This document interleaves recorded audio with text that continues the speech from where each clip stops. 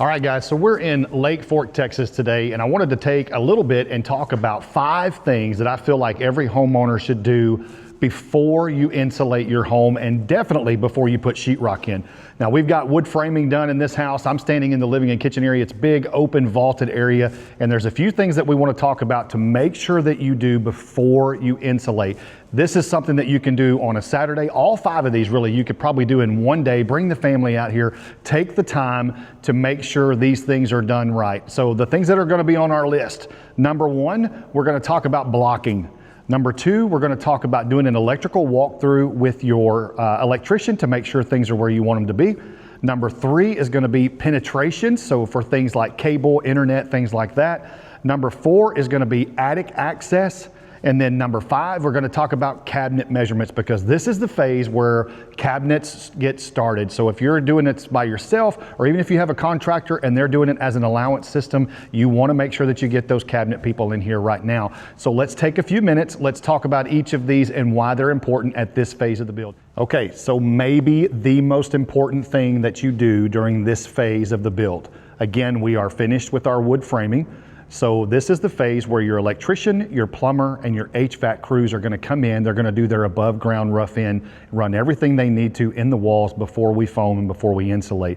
But don't just sit back and let them do this without any input from you as the homeowner. It is so important that you do a walkthrough with your electrician, or at least at the very minimum have your contractor walk through with you so that you can mark plug locations and mark where you want TVs, where you want these other things, because this is going to lead us to the second thing that we're going to talk about is blocking on this video. And so doing this walkthrough with your electrical can help not only make sure that your plugs and your switches are in the location that they need to be, but it also is going to help us prepare for blocking. Now, I'm going to give you an example. So this is this is the master bedroom in this particular layout. So we've got our switch. When we walk in this door right here, we've got our switch here. The question could be, do we put the switch here, or do you actually want it on this side of the wall? And so we could move it either way. So just doing a simple walkthrough with that homeowner, they may come in here and go, you know what, this door is going to open this way. I don't want that switch right there. Let's move it over here. So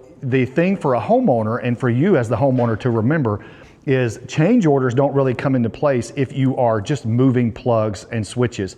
Now, if they've wired them in and you waited too long or didn't do this during the wood framing phase and you come in after everything's been connected and wired in, it's a little too late for that, and you're probably going to have change orders. So it's important that you take things like this and you walk through, look at how that door opens, look at the function of the doors, windows. When you walk into your closets, do you want that switch on the left or the right? And just try to visualize, as you're living in this home, what's going to be the most feasible, most efficient way to install these things for long term, because this is your forever home or your legacy home. Now, another part that falls into this is going to be blocking. Now, I've got a 2x4 right here. We would typically do this with 2x6, 2x8 or something like that. But while we're doing that walkthrough, and this is a little side note, who knew that painter's tape could possibly save you thousands of dollars? Just something as simple as getting a roll of painter's tape and a couple of Sharpies, and you could probably save yourself a lot of headache in a build. So what we advise homeowners to do is, when we have finished the wood framing, before these electricians ever come in, go ahead and walk through the house right now. And if you're ever wondering as a homeowner, is it okay for me to just continuously show up? Yes, it's your home. You are paying, you're making the investment in this home. So don't ever be afraid to show up and walk through that job site and make sure that things are being done the way that they should be, because this is helping you avoid costly mistakes later. So when we come in here and we're doing this walkthrough, this is a great example of, we've got this 2x4, this stud right here marked TV and fiber optic. So that tells us that the homeowner wants to put their TV on the wall, they're going to mount it up high, and they want fiber optic cable coming through here. Now, ordinarily, if you've got it this high, obviously they're probably going to put some type of TV mount up there.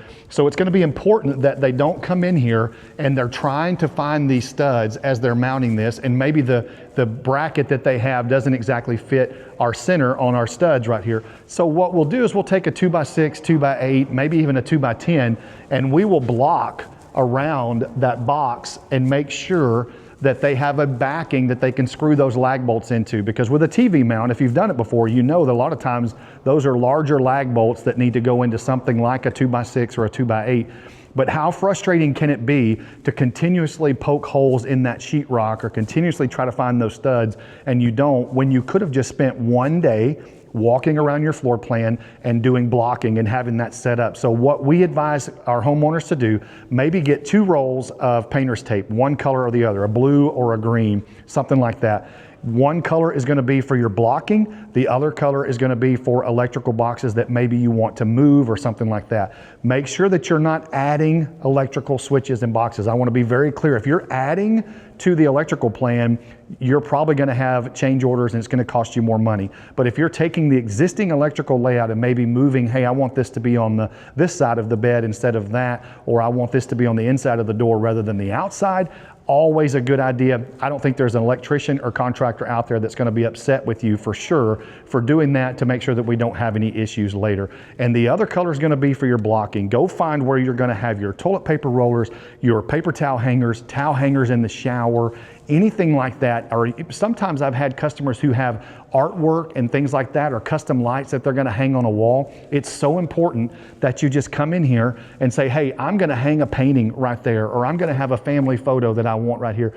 Let us put that blocking in there for you. We'll put that in between the studs here, and then once we've got that marked, you know when it comes time to hang that photo or anything else, then you're not going to have to deal with that because you took the time to take one day, bring the family out, bring them out here and walk through this plan and make sure everything functions. You know where things are going to be and everything is exactly the way you want it. It's going to make everything run smooth from this point on. And when you get ready to move in, there's going to be no headache because you've done your homework, you did your walkthrough during the wood framing phase. So the next thing on our list is going to be attic access. And you can see behind me here, there is a ton of attic access because we've got flat ceilings on both sides of this vaulted living room. So a couple of things that we want to keep in mind. Are we putting any HVAC unit, hot water heater, or anything like that in the attic that we need to have immediate access to? But it's crucial that we have access into those attic spaces because with this vaulted ceiling, we need to be able to get to both sides. There are some layouts, like my own personally, only my living room is vaulted, so we can actually get into the attic and walk around if need be. So I could actually only have one attic access. But with this layout, you can see we're fully vaulted all the way around. And so it's going to be important that we have attic access on both sides. So one of the things that this point of the build, the wood framing phase is complete, it's important for you to come in, take a look at your HVAC location, take a look at where you're going to have your hot water heater, and if you're possibly going to have any storage or anything like that in your build. So I'm going to turn the camera around. We're going to walk around this layout for just a second and talk about options that we have and where we would want to put our attic access. All right, so off the living room here, we have a mudroom, laundry room area. Now this is always a popular place to put that drop-down attic door. So this would be a good place to put it. We've got a plenty wide enough hallway.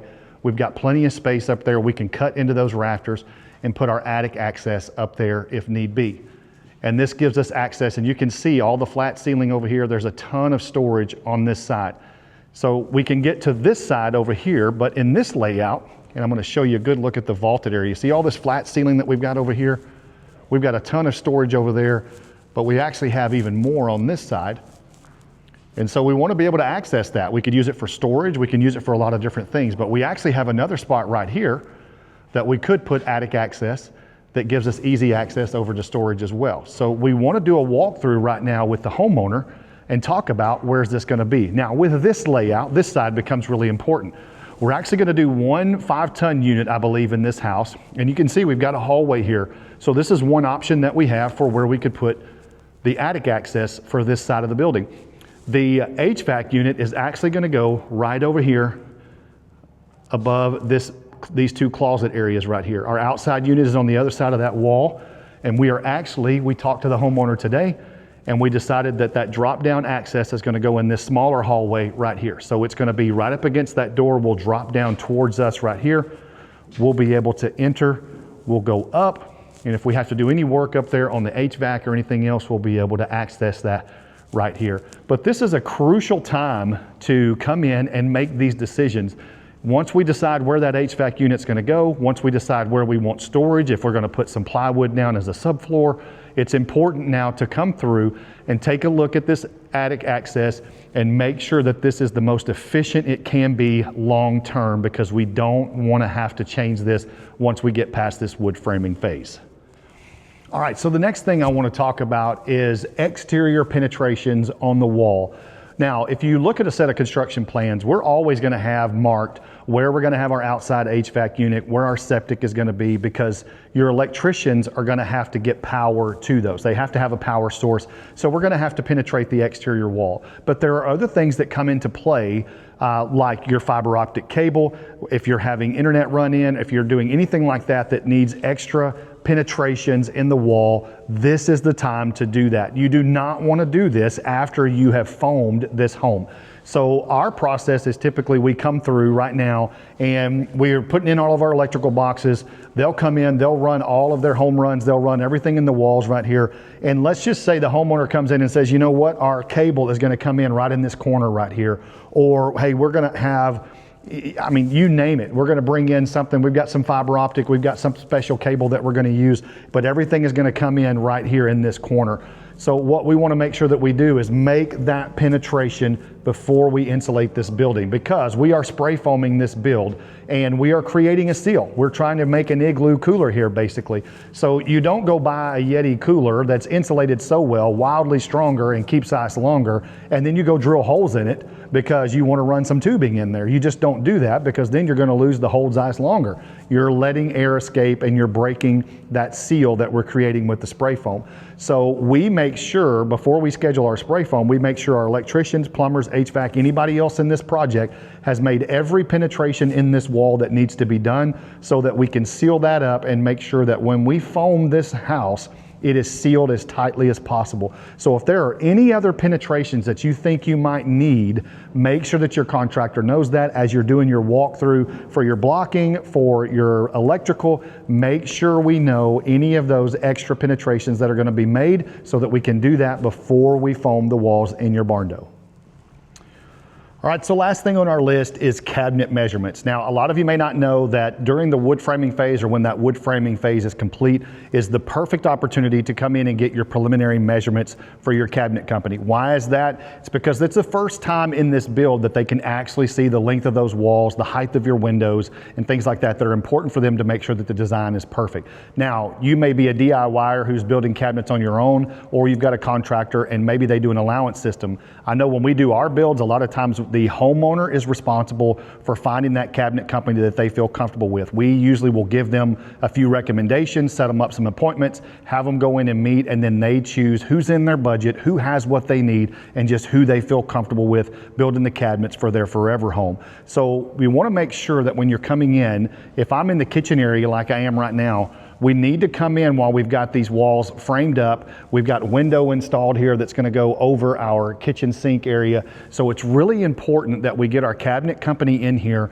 and have them do their preliminary measurements before we foam, before we do all these things, because your cabinets can take 6 to 8 weeks, maybe more, if you're having custom cabinets built. Of course, they will come back after the sheetrock phase and do all their final measurements, do all their renderings, and make sure everything is approved by the homeowner. But it is very important that you get your cabinet company or your cabinet maker in here after this wood framing phase and have them do their preliminary measurements. All right, so that's going to wrap up our video. I hope that's been helpful with you. 5 things that you need to make sure that you do once wood framing is complete in your home. You want to make sure you're doing these 5 things before you foam your house. You want to make sure you do a walkthrough with your electrician, mark your plugs and switches, move them if needed. I didn't say add plugs and switches because that's extra money. Those will be change orders, but move the existing plugs to suit your needs.